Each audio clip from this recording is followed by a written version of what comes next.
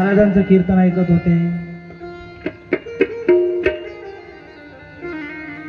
आणि मंदिरासमोरून अकबर जात होता.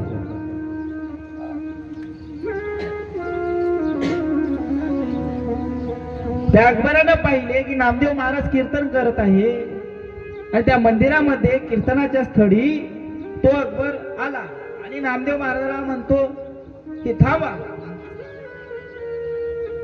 तुम्ही कीर्तन करू नका. तुमच्या देवामध्ये इतकी शक्ती आहे तर तुम्ही ते साबित करून दाखवा की तुमच्या देवामध्ये किती ताकद आहे. अकबराने एक गाय आणली आणि त्या गायीला भर कीर्तनामध्ये तलवार घेऊन कापून टाकली. तलवार घेऊन कापून टाकली.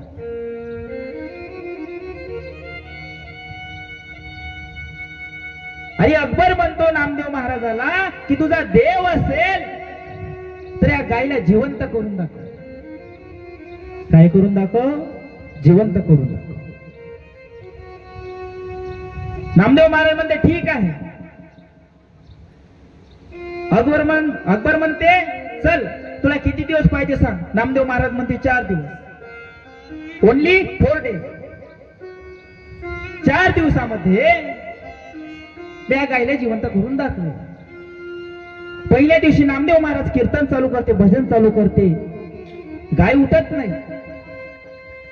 दुसराही दिवस उजडतो, नामदेव महाराज कीर्तन भजन विठ्ठलाला आवाज देते, तरीही गाय उठत नाही. तिसरा दिवस येतो, भजन कीर्तन चालू राहत तरीही गाय येत नाही. आणि शेवटला उरलेला 4था दिवस आणि त्या 4थ्या दिवसातही भजन कीर्तन चालू करतो, गाय उठत नाही. त्यावेळी नामदेव महाराज डसा डसा रडतो, देवा मी काय पाप केले आहे जे तू आज मला प्रसन्न होत नाही. असा तर माझ्या घरी यायचा, मी जेव्हा हाक द्यायचा ना तेव्हा तू यायचा, पण आज ज्यावेळी मी संकटात आहे त्यावेळी तू का येत नाही आहे. त्यावेळी साक्षात पंढरीनाथ भगवान नामदेव महाराजांना समोर येतो आणि नामदेवाला म्हणतो, अरे नाम्या, तुझा जर माझ्यावर विश्वास असताना तुझा जर माझ्यावर विश्वास असताना त्याच वेळी तू अकबराला म्हटलं असतं मी 4 दिवसात नाही तर त्याच वेळी त्याच क्षणी मी गायीला जिवंत करेल. पण तुला 4 दिवस मागितले, माझ्यावर इतका अविश्वास दाखविला. अरे जे मी क्षणात करू शकते त्याला वेळेची काय गरज आहे, जे एका क्षणात मिनिटात काम करू शकते. अरे भीष्म पितामहाला मारण्यासाठी सारी दुनिया सारी पृथ्वी एका क्षणासाठी थांबवली. भगवान कृष्णांनी शपथ घेतली होती की महाभारताच्या युद्धामध्ये मी कोणाचाही प्राण घेणार नाही, मी कोणतं शस्त्र अस्त्र धारण करणार नाही. पण तरीही अर्जुनासाठी, 5ही पांडवासाठी, भक्तासाठी भगवान श्रीकृष्ण आपलं वचन तोडले आणि हातामध्ये चक्र घेऊन भीष्म पिताला मारण्यासाठी गेले. अरे ये होती है भक्ती, भक्ती भक्ती क्या करती हो, भक्ती में ही ढोंग है. अरे मी भक्त हो, मी भक्त असं म्हणा तरी तो म्हणला पाहिजे हा माझा भक्त आहे. त्यावेळी कुठे आपल्याला कृष्ण शिव प्राप्त होतो. अरे त्याच वेळी पंढरीनाथ भगवान नामदेव महाराजाला म्हणतो तुझा विश्वास होता पण 4 दिवस मागितले. आणि त्याच वेळी पंढरीनाथ भगवंतांनी कापलेली गाय क्षणात उभी केली. याला म्हणतं भक्ती, प्रेम, जिज्ञासा, समर्पण. ह्या गोष्टी केल्याशिवाय शिव प्राप्त होऊ शकत नाही. आणि त्याच प्रकारे शिवमहापुराणामध्ये महान जे कथा आहे आपण पाहत आहोत, महानंद नावाच्या वारांगणीची. ती वारांगणा ही सौंदर्यामध्ये, रूपामध्ये, सर्व गोष्टीमध्ये सुसंपन्न होती. लहानपणापासून भगवान श्रीकृष्णाची भक्ती करायची.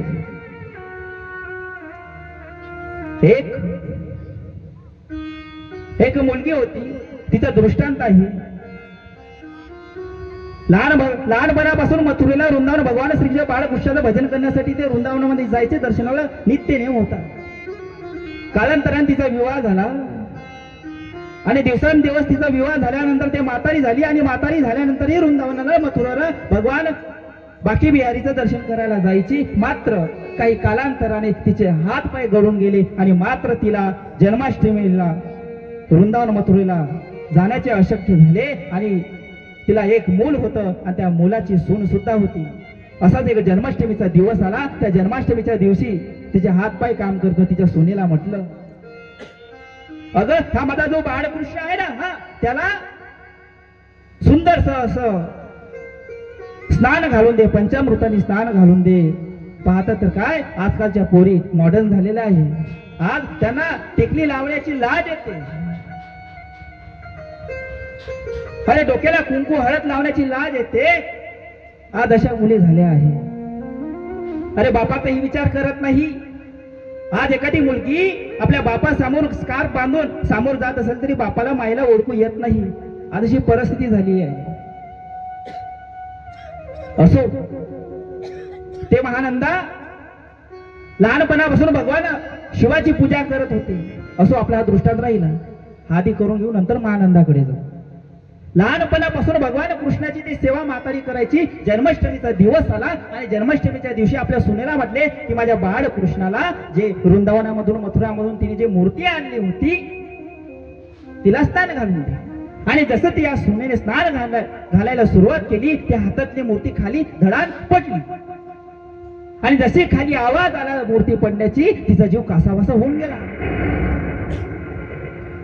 कशी काय करायला लागली. तिला घाम सुटला. हातात थरथर कापायला लागली. जो खरा भक्त आहे तो कृष्णाला आपल्या लेकरू समजते. पहा देव हा विषय भिण्याचा नाही. कोणी म्हणत असेल तुम्ही देवाची पूजा आम्ही करताना काही नित्यनेम कधी चुकला असेल तर आमच्यावर देव कोपेल नाही. देव आपल्यावर कोणताच कोपत नाही. आज जे दशा आहे ते आपली कर्माची आहे. देव चांगलंही करत नाही आणि देव वाईटही करत नाही. जो करते ते आहे आपले कर्म. आशिष महाराज आपल्या कर्मामुळे ह्या ठिकाणी बसून आहे आणि इथून 10 वर्षांनी आशिष महाराजाचे कर्म बिघडले तर आशिष महाराजाची जागा दुसरी असेल. तसेच तुमचेही कर्म चुकले. आज तुम्ही व्यास मंडपात आहे आणि घरी जाऊन वाईट कृत्य केले. तुमची जागा सुद्धा बदलेल. लक्षात घ्या. जो एखादी अधिकारी आपल्या टेबलाच्या खालून पैसे घेत असेल आणि तो सापडला तर त्याची जागा कुठे असेल? जेलामध्ये. त्याच प्रकारे कर्म डिसाईड करतात की आपली जागा कोणती आहे. जगी जीवनाचे सार घ्यावे जाणून सत्वर. जैसे ज्याचे कर्म तैसे फळ देतोश्वर. जैसे ज्याचे कर्म तैसे फळ देतोश्वर.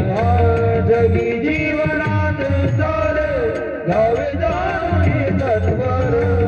जगी जीवनात सार घ्यावे जाणून सत्वर. जैसे ज्याचे कर्म तैसे फळ देतोश्वर. जैसे ज्याचे कर्म तैसे फळ देतोश्वर. क्षणिक सुखासाठी आपल्या कोणी होतो नीती भ्रष्ट. कोणी त्यागी जीवन